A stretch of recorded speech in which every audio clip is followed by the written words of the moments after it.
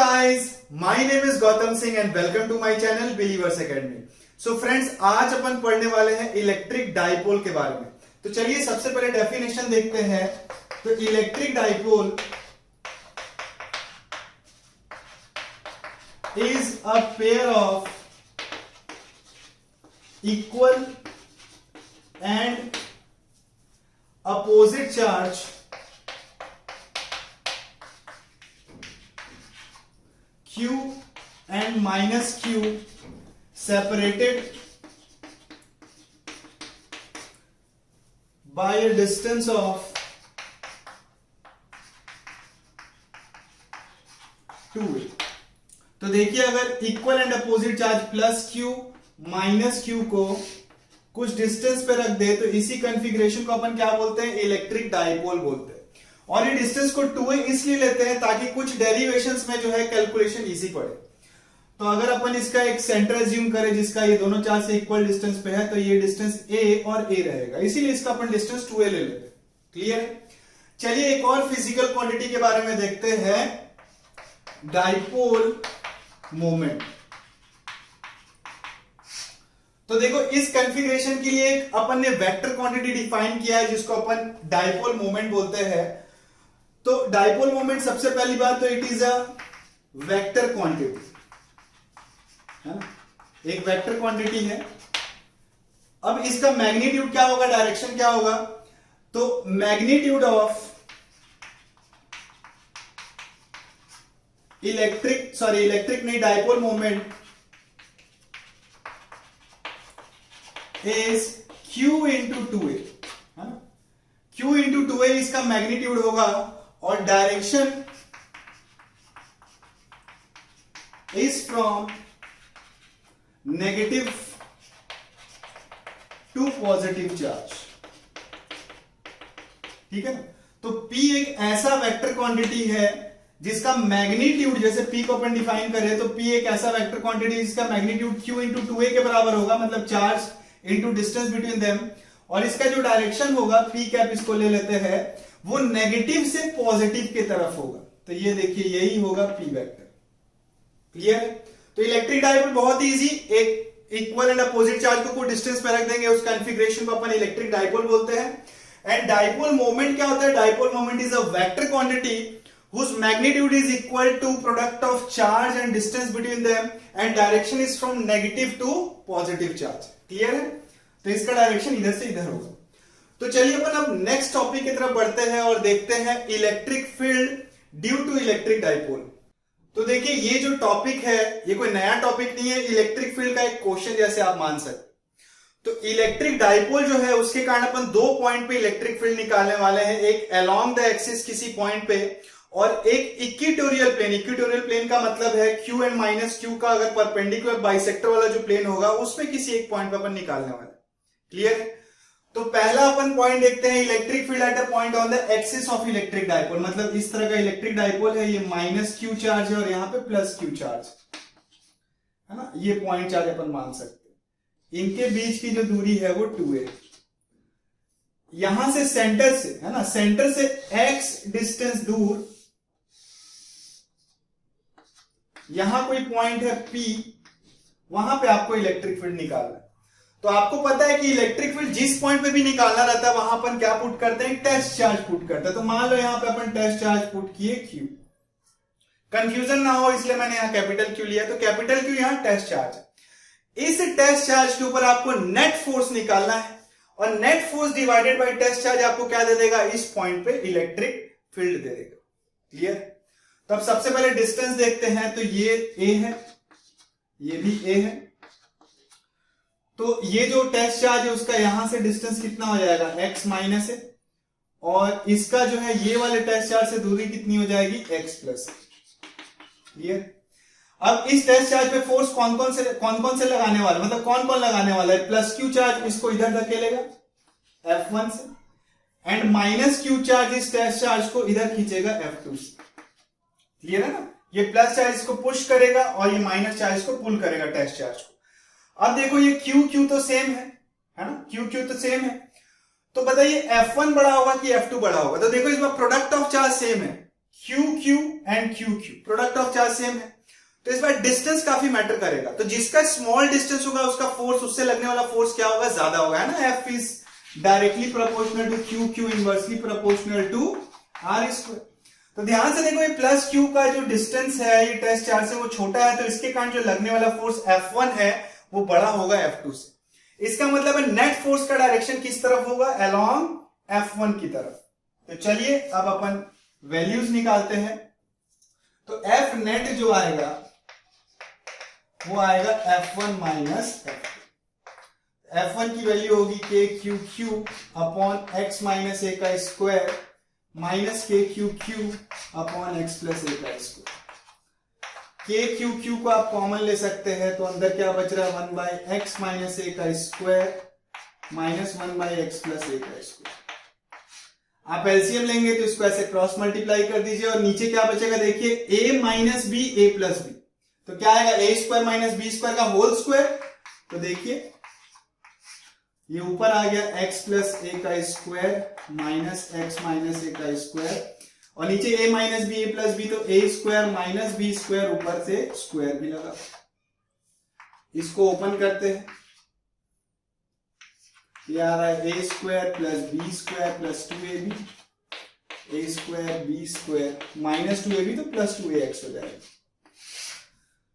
Upon X square minus A square का square. तो देखिए ये और ये कैंसिल हो गए। तो फाइनली जो एफ नेट आ रहा है वो कितना आ रहा है, देखिए K Q Q 4ax upon X square minus A square का स्क्वायर। अब देखिए थोड़ा और सिंप्लीफाई करते हैं, यहां से एक्स स्क्वायर कॉमन निकालते हैं। तो देखो यहां पे तो एक्स स्क्वायर है ही नहीं, तो आप मल्टीप्लाई डिवाइड तो कर सकते हो। मैथ्स वाला कोई भी स्टेप आप कर सकते हो जो सही है। तो मैं क्या कर सकता हूं, ए स्क्वायर पे x square by X square multiply divide कर देता हूं। तो आप ध्यान से देखिए एक्स स्क्वायर को जब अपन बाहर निकालेंगे, इसके ऊपर और भी स्क्वायर लगा है, तो बाहर क्या निकलेगा, एक्स की पावर 4, और यहां बच जाएगा 1 minus A square by X square का होल स्क्वायर। क्लियर। चलिए थोड़ा सा इसको जगह हटाते हैं।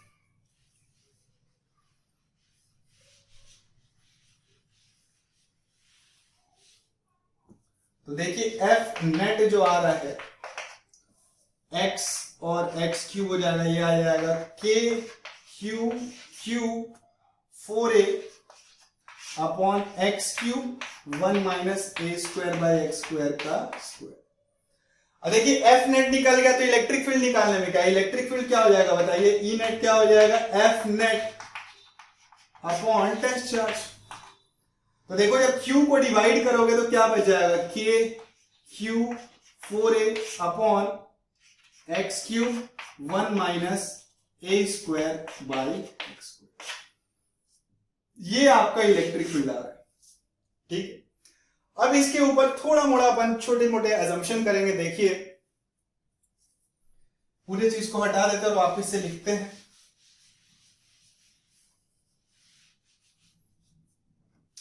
तो ई नेट जो उस पॉइंट पे आ रहा है वो आ रहा है के Q 4a upon x cube 1 minus A square by x का होल स्क्वायर, सॉरी स्क्वायर भी था यहां। ठीक है, तो देखिए एक असम्पशन लेते हैं। मान लीजिए जो x है, ये जो डिस्टेंस है इस पॉइंट चार्ज का सेंटर से, वो काफी बड़ा है विथ रेस्पेक्ट टू a। तो उस केस में ये वैल्यू क्या हो जाएगी, 0 हो जाएगी। तो ई नेट जो आएगा उस पॉइंट पे वो कितना आ जाएगा, के Q 4a upon x Q. ठीक है, अब ध्यान से देखो इलेक्ट्रिक फील्ड का डायरेक्शन किधर है, इस तरफ है ना। और ध्यान से देखो जो डाइपोल मोमेंट आता है उसका भी डायरेक्शन इधर ही होता है, नेगेटिव से पॉजिटिव की तरफ, है ना। और दूसरी चीज जो P होता है वो क्या होता है, Q into 2a into P के। क्लियर। तो यहां पे भी तो Q इंटू 2a दिख रहा है आपको, तो देखो यहां पे 2 कॉमन ले लिए तो ये Q इंटू 2a तो आ गया। तो इसको देखो फाइनली मैं क्या लिख सकता हूं, 2k, और क्योंकि ये P वेक्टर मतलब जो डाइपोल मोमेंट है उसका सेम डायरेक्शन जो इस इलेक्ट्रिक फील्ड का डायरेक्शन है, तो यहां पे क्या लिख देंगे, k P vector upon x। समझ में आ रहा है। तो इस डाइपोल के कारण किसी एक्शियल पॉइंट पे जो इलेक्ट्रिक फील्ड आता है वो कितना आता है 2 kp/x³, लेकिन उसके लिए ये होना चाहिए x should be greater than a। और अगर ऐसा नहीं हुआ तो ये फॉर्मूला जो है बिना एजम्पशन वाला ये ऑलवेज ट्रू हो। समझ में आ रहा है? तो फिजिक्स में लगभग हर फॉर्मूले में कुछ टर्म्स एंड कंडीशन है, वो आपको ध्यान में रखना है। 2 kp/x³ कब होता है? जब ये वाला कंडीशन होता है, और अगर ये वाला कंडीशन नहीं होगा तो ये ऑलवेज ट्रू होगा। क्लियर? तो चलिए नेक्स्ट पोजीशन पे अपन इलेक्ट्रिक फील्ड निकालते हैं।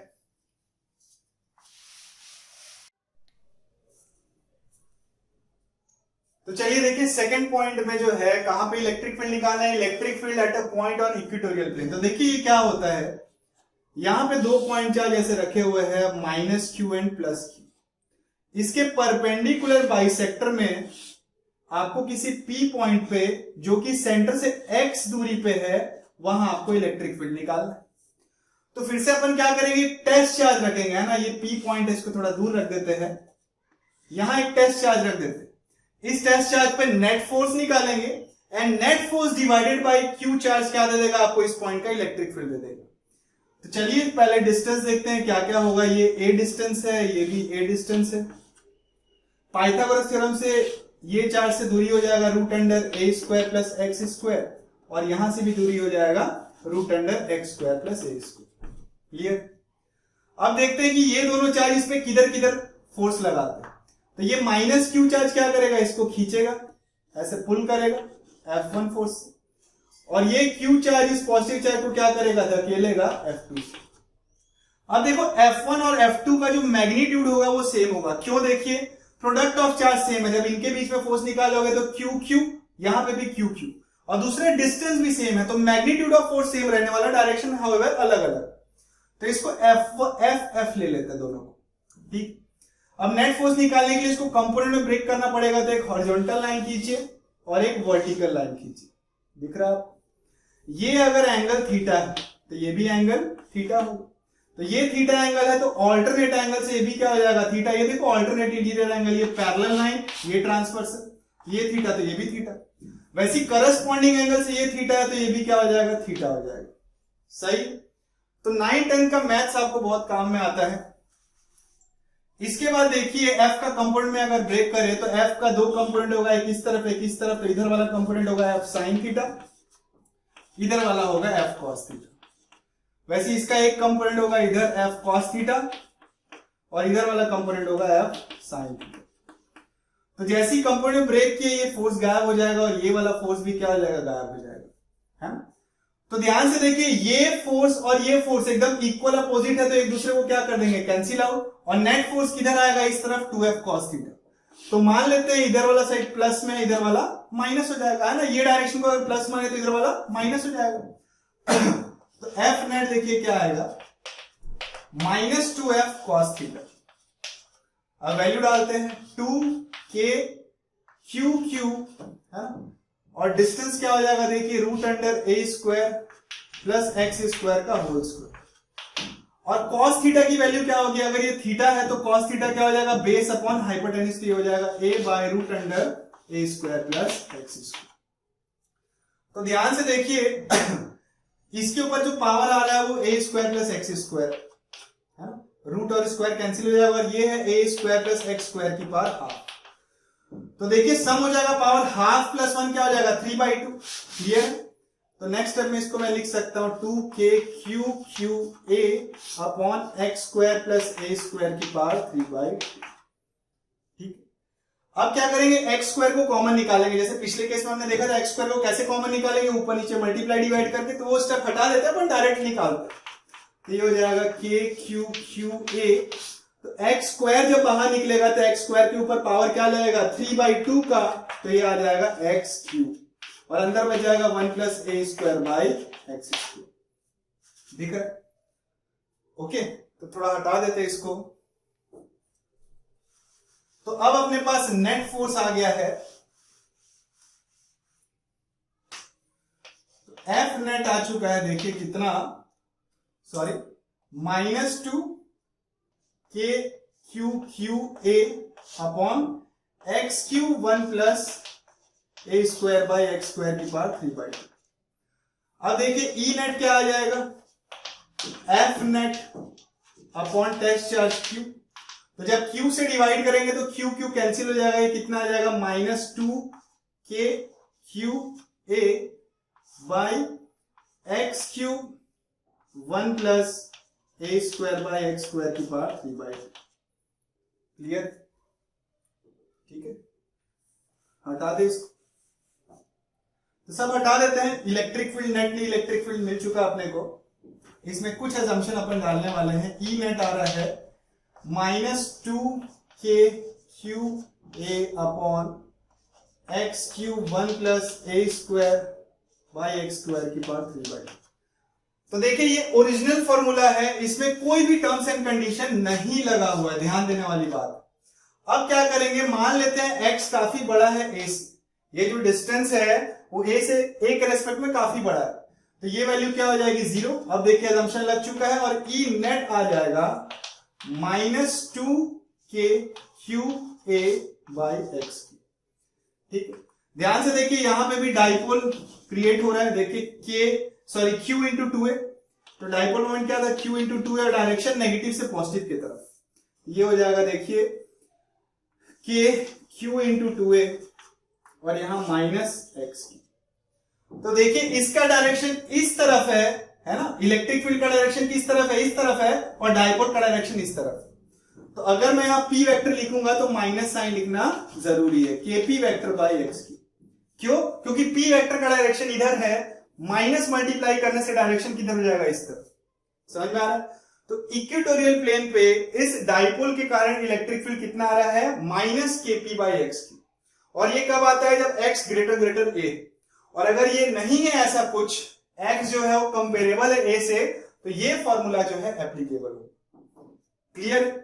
तो चलिए अब अपन देखते हैं कि किसी इलेक्ट्रिक डाइपोल को अगर अपन यूनिफॉर्म इलेक्ट्रिक फील्ड में रखेंगे तो उसके ऊपर नेट फोर्स और नेट टॉर्क क्या लगेगा। तो चलिए देखते हैं। मान लीजिए एक यूनिफॉर्म इलेक्ट्रिक फील्ड है, ऐसा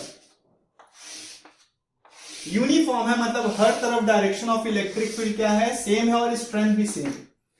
और एक इलेक्ट्रिक डाइपोल को इस तरीके से रखे हुए हैं, यहां पे -q चार्ज है, यहां पे +q चार्ज है। तो डाइपोल मोमेंट का डायरेक्शन क्या हो जाएगा, नेगेटिव से पॉजिटिव, ये हो गया p। तो ये जो डाइपोल मोमेंट है और इलेक्ट्रिक फील्ड के बीच का जो एंगल है वो थीटा दिया हुआ है। मान लीजिए ये सेंटर है, ये एंगल थीटा दिया हुआ है। ओके, तो इसके ऊपर पहले फोर्स देखते हैं। तो मैंने आपको बताया था कि अगर वायुमंडल में इलेक्ट्रिक फील्ड E है और वहां पे अगर एक चार्ज रखे Q, तो उसके ऊपर फोर्स कितना लगेगा, QE in the direction of electric field. और अगर नेगेटिव चार्ज है तो QE, लेकिन डायरेक्शन हो जाएगा just opposite to electric field. तो इस Q चार्ज के ऊपर फोर्स लगेगा इस तरफ QE और इस तरफ लगेगा QE, लेकिन डायरेक्शन होगा इलेक्ट्रिक फील्ड के अपोजिट। तो देखिए यहां पे जो नेट फोर्स आ रहा है डाइपोल पे, वो कितना आ रहा है, 0। तो एक बहुत इंपॉर्टेंट चीज समझ में आ रहा है कि अगर इलेक्ट्रिक डाइपोल को यूनिफॉर्म इलेक्ट्रिक फील्ड में रखे, कैसे फील्ड में, यूनिफॉर्म इलेक्ट्रिक फील्ड पे, तो उस पर नेट फोर्स कितना लगेगा, 0 लगेगा। क्लियर? तो देखिए हर केस में ऐसा नहीं होगा, इलेक्ट्रिक फील्ड को क्या होना पड़ेगा, यूनिफॉर्म। अगर ये नॉन यूनिफॉर्म इलेक्ट्रिक फील्ड होता तो यहां पे इलेक्ट्रिक फील्ड स्ट्रेंथ वेरी करता। तो यहां अगर इलेक्ट्रिक फील्ड E1 रहता, यहां E2 रहता, तो इधर फोर्स QE1 और इस पे फोर्स QE2 लगता। तो उस केस में नेट फोर्स क्या होता, 0 नहीं होता। तो नेट फोर्स 0 कब होता है, जब फील्ड यूनिफॉर्म। उसके बाद अपन टॉर्क देखते हैं। तो अगर ये डाइपोल घूमेगा तो किसके अलाउंग घूमेगा, अपने इस सेंटर के अलाउंग घूमेगा। यहां से ये डिस्टेंस a है और यहां से ये डिस्टेंस a। ठीक, चलिए इसमें अपन ये वाले डायरेक्शन को, क्लॉकवाइज डायरेक्शन को पॉजिटिव ले लेते हैं और एंटी क्लॉकवाइज डायरेक्शन को नेगेटिव ले लेते हैं। मतलब टॉर्क इस डायरेक्शन में आया तो उसको प्लस में लिखेंगे, इस डायरेक्शन में आया तो माइनस में लिखेंगे। क्लियर? तो एफ नेट तो सही है, टॉर्क नेट निकालते हैं। तो देखो इस वाले फोर्स के कारण टॉर्क कितना आएगा, तो आर वेक्टर। तो यहां से आर वेक्टर क्या होगा, ऐसा, ये हो गया R vector, R cross F. ये देखिए ये डायरेक्शन क्या आ रहा है, क्लॉकवाइज डायरेक्शन, प्लस में। तो टॉर्क नेट आएगा आर क्रॉस एफ। ठीक है, ठीक। इसके कारण देखिए तो इस वाले फोर्स का आर वेक्टर क्या होगा, सेंटर से इस तरफ। ये देखिए फिर से बनाते हैं, ये वाले, इसके लिए आर वेक्टर क्या होगा, सेंटर से इस तरफ। ये देखिए आर वेक्टर, तो आर देखिए, आर इस तरफ और एफ इस तरफ। ये देखिए सही बात है ना? क्रॉस प्रोडक्ट याद है ना आपको बेसिक? तो आर क्रॉस एफ क्या होता है? आर की तरफ मिडिल फिंगर कर लीजिए और एफ की तरफ फोर्स कर लीजिए, मतलब पाम कर लीजिए और मुट्ठी बांध लीजिए। तो देखिए जो टॉर्क आ रहा है अगेन कैसा आ रहा है? क्लॉकवाइज आ रहा है, तो प्लस आर क्रॉस एफ। ठीक, अब वैल्यूज डालते हैं। डायरेक्शन तो क्या आ रहा है? क्लॉकवाइज डायरेक्शन आ रहा है। मैग्नीट्यूड की बात करते हैं तो ये हो जाएगा R F sine theta. R cross F क्या होता है? R F sine theta. तो आर की वैल्यू ए है, एफ है क्यू ई, और एंगल कितना हो जाएगा? Sign theta. तो ये हो जाएगा क्यू ई ए साइन थीटा। और यहां भी आर, ये देखिए ये थीटा होगा तो ये एंगल भी क्या होगा? थीटा ही होगा। तो इसके बीच में भी एंगल थीटा, तो ये भी हो जाएगा ए क्यू ई साइन थीटा। तो देखिए ये कितना आ रहा है? 2a Q E sign theta. तो ध्यान से देखो यहां पे कुछ अपन p मतलब p इंसर्ट कर सकते हैं क्या? ध्यान से देखिए तो p वेक्टर क्या था याद कीजिए? q into 2a into P क्या है ना? q into 2a into P क्या, ये डायरेक्शन है। तो ध्यान से देखो q इंटू 2a तो यहां पे भी है, तो इसको मैं p लिख सकता हूं, और p ई साइन थीटा आ रहा है। तो ध्यान से देखो p क्रॉस e दिख रहा है, ये p वेक्टर और ये e वेक्टर, इसका भी डायरेक्शन क्या आ रहा है? क्लॉकवाइज ही आ रहा है। तो यहां पे अपन मैं इसको p लिख सकता हूं, p ई साइन थीटा, और नेक्स्ट स्टेप में इसको लिख दूंगा p क्रॉस e। समझ में आ रहा है? तो इसके ऊपर नेट टॉर्क कितना लगेगा? p क्रॉस e, मतलब p ई साइन थीटा। समझ में आ रहा है? इस तरीके का सिंपल सा डेरिवेशन, क्लियर? ठीक है, तो नेट टॉर्क कितना आ रहा है इसके कारण? p क्रॉस e आ रहा है। तो चलिए अब अपन इक्विलिब्रियम की बात करते हैं, मतलब किस पोजीशन में जो डाइपोल है वो स्टेबल इक्विलिब्रियम में रहता है और किस में अनस्टेबल इक्विलिब्रियम में रहता है। तो देखिए अभी अभी हमने देखा था इस केस में, पिछले केस में एफ नेट कितना आ रहा था? 0 आ रहा था, और टॉर्क नेट कितना आ रहा था आपका? p क्रॉस e आ रहा था।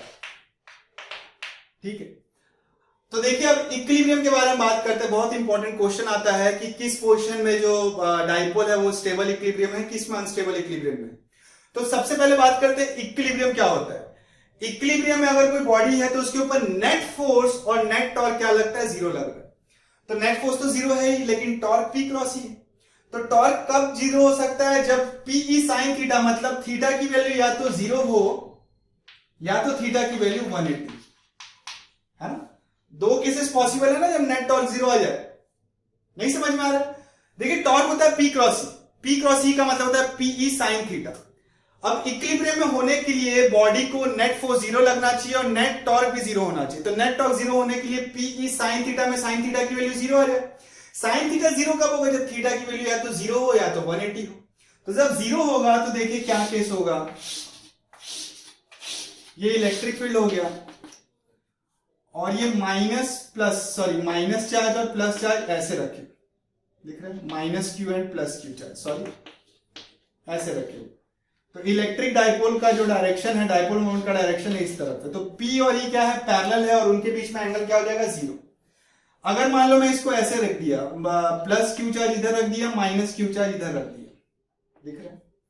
तो अभी तो इस पे फोर्स किधर लग रहा हो? क्यू ई इस तरफ, क्यू ई इस तरफ, और इस केस में जो फोर्स लग रहा होगा क्यू ई इस तरफ, सॉरी क्यू ई इस तरफ, और इसको इस तरफ लग रहा होगा क्यू ई। तो इस केस में P का डायरेक्शन इधर होगा और इलेक्ट्रिक फील्ड इधर है, तो इनके बीच में 180 डिग्री। तो ये पोजीशन 1 है, ये पोजीशन 2 है। तो ये दोनों ही पोजीशन पे इलेक्ट्रिक डाइपोल क्या है? इक्विलिब्रियम में। अब देखो इक्विलिब्रियम का अलग अलग टाइप होता है। तो देखिए मैं एक छोटे से एग्जांपल से आपको इक्विलिब्रियम का मतलब समझाता हूं, टाइप का मतलब समझाता हूं। ये मान लीजिए ऐसा एक हेमिस्फेरिकल ऐसा एक शेप है, ये हेमिस्फेरिकल बाउल है, और ये ऐसा ही प्लेन ग्राउंड है। मान लीजिए इसके ऊपर मैं ऐसा स्फेरिकल छोटा सा बॉल रखा, ये अभी इक्विलिब्रियम है, लेकिन अगर मैं इसको छोटा सा मतलब एकदम थोड़ा सा भी स्लाइड पुल भी दूं तो ये क्या हो जाएगा? नीचे जाने लगेगा। तो इस तरह के इक्विलिब्रियम को क्या बोलते हैं? अनस्टेबल इक्विलिब्रियम बोलते हैं। मतलब मैं इक्विलिब्रियम में तो हूं, जैसे ही मेरे पे थोड़ा सा फोर्स लगाए तो मैं आगे ही बढ़ते जाऊंगा, वापस उस पोजीशन पे नहीं आ पाऊंगा।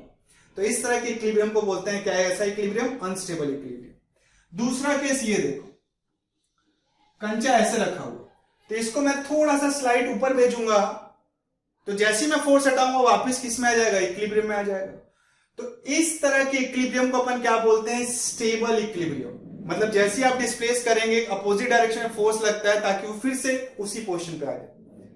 फील आ रहा है। तीसरा होता है न्यूट्रल इक्विलिब्रियम, मतलब अगर मैं इसको डिस्प्लेस करूं तो वापस यहां जाके फिर से वो इक्विलिब्रियम में आ जाएगा। तो इस तरह के इक्विलिब्रियम को बोलते हैं न्यूट्रल इक्विलिब्रियम। देख रहे हैं?